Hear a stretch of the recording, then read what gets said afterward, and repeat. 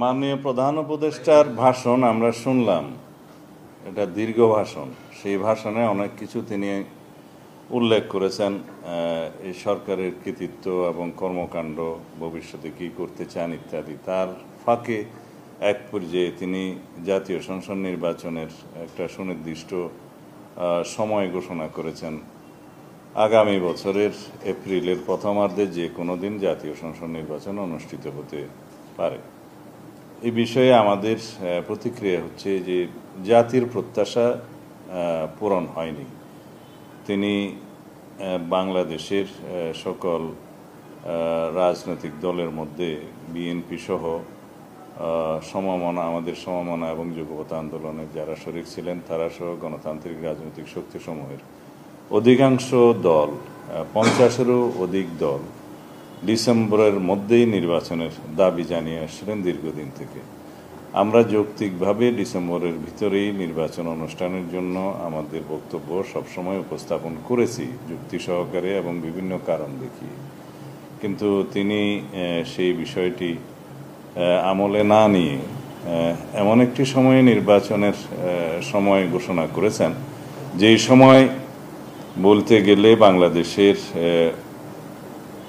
একটা সময় পাবলিক পরীক্ষা থাকে এবং আবহাওয়া সঠিক থাকে না।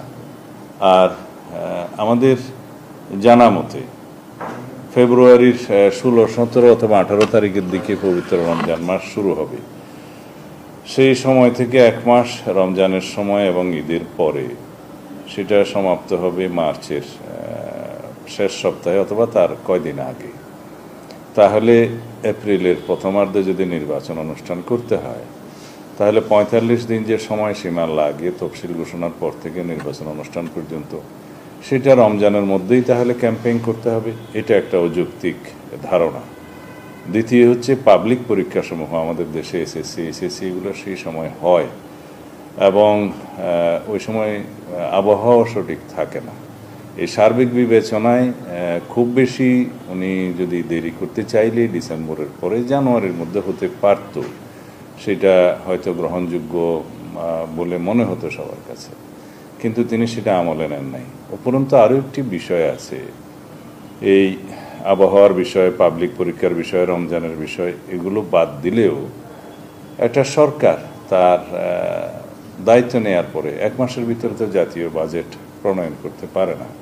আর আমাদের অনেক বেশি প্রতিশ্রুতি আছে, অনেক বেশি বিষয় বিবেচনায় নিয়ে আমরা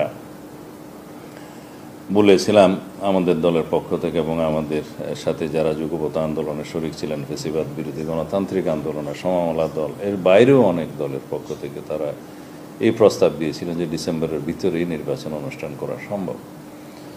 এবং আমরা এই মুহূর্তে আমাদের দলের উচ্চ পর্যায়ে আমাদের স্ট্যান্ডিং কমিটিতে আলোচনা করে বাকি প্রতিক্রিয়া জানানো হবে আমাদের পক্ষ থেকে। এবং আমরা একই সাথে আমাদের সাথে যুগপৎ আন্দোলনে যারা শরিক ছিলেন তাদেরকে নিয়ে এবং সমমনা রাজনৈতিক দল এবং অন্যান্য রাজনৈতিক গণতান্ত্রিক রাজনৈতিক শক্তিসমূহের সাথে আলোচনা করে আমরা তারপরে বিস্তারিত প্রতিক্রিয়া জানাবো। তবে মোদ্দা কথাই বলতে পারি, আমাদের এবং জাতির প্রত্যাশা পূর্ণ হয়নি এই ভাষণে। ধন্যবাদ।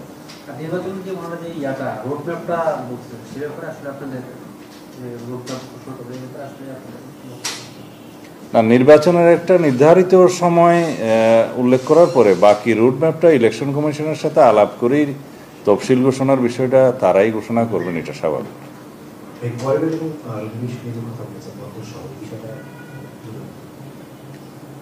আমি এই বিষয়টা আসলে আজকে ভাষণে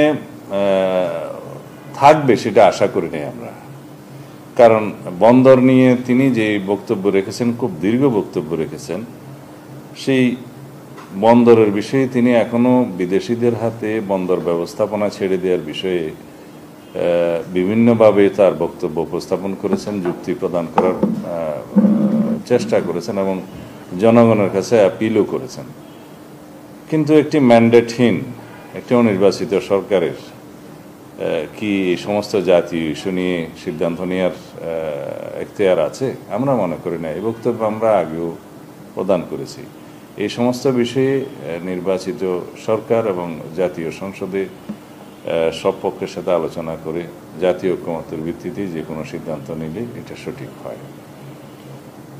আর প্রায় সময় তিনি বলে থাকেন রোহিঙ্গা করিডোরের বিষয়টা নিয়ে, ওনার উপদেষ্টা একজন আছেন উনি এবং বিভিন্ন ব্যক্তি সরকারের সাথে সংশ্লিষ্ট তারা বক্তব্য দিয়েছেন। আজকে উনি পরিষ্কার করেছেন যে রোহিঙ্গা করিডোরের বিষয়ে সরকার কোনোভাবেই জড়িত নয় এবং কারোর সাথে আলাপ হয়নি, এই বিষয়টি তিনি অস্বীকার করেছেন এবং এক পর্যায়ে বলেছেন যে কানে চিলে কান নিয়ে যাওয়ার মতো এটা একটা ঘটনা। তা আমরা এটা ওনার এই বক্তব্যকে স্বাগত জানাই এই জন্যে যে তিনি শেষ পর্যন্ত অনেক দেরিতে হলেও এই মানবিক করিডোরের বিষয়টি সরকার সংশ্লিষ্ট নয় বলে জানান এবং অস্বীকার করলেন। ধন্যবাদ।